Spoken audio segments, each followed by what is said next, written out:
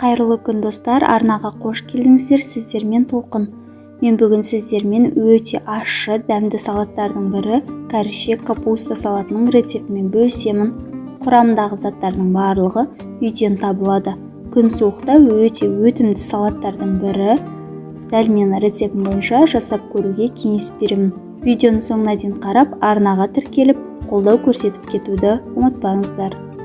Мен барлық көкөністерімді турап дайындап қойдым. Үлкен ыдысымызға бірінші капустаны саламыз. Капустаны 4 бұрышты етіп турап шықтым.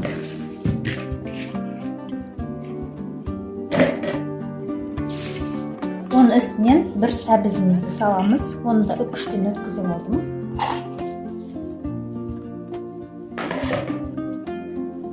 Бір қызылшаны өткіздім.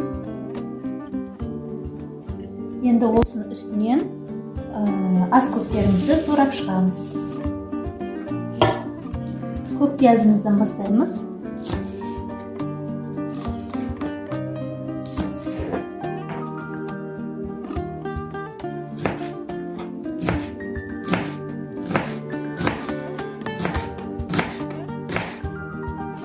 Ақ жерін осылай дөңгелек етіп тураймыз.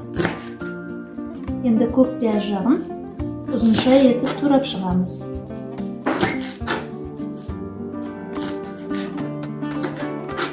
Сосын гензамызды тураймыз.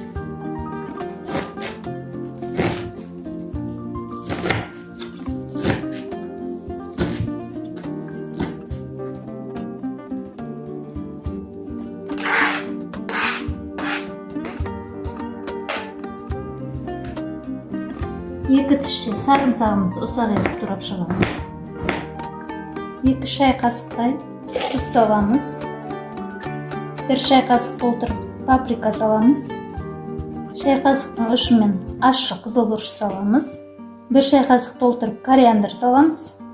1 шай қасық кристалл ақ тұз саламыз. 1 шай қасықтай қара бұрыш себеміз.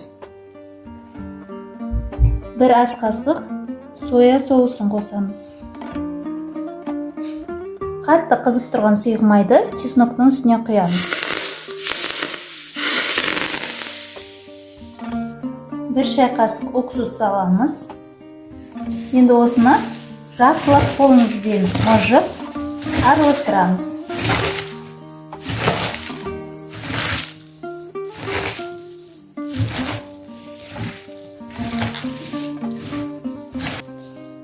Жақсылап араластырып болғаннан кейін тоңазытқышқа бетін жабатын ыдысқа салып қоямыз.